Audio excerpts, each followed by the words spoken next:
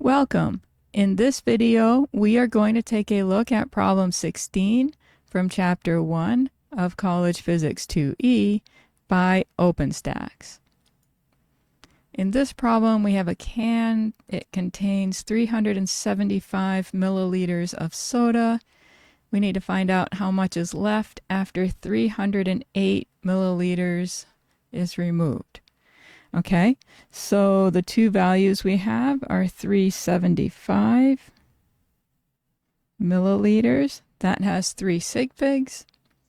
We need to subtract 308 milliliters. That also has 3 significant figures. We are subtracting, and so our result has to have the same number of decimal places as the value that has the least number of decimal places. Okay, we subtract and we're going to get 67 milliliters.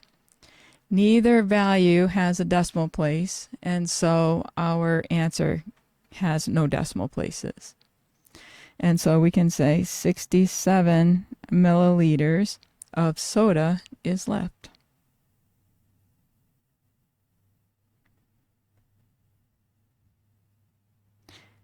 I hope you found that helpful. Let me know in the comment section if you have any questions. Thank you for watching, and I'll see you in the next one.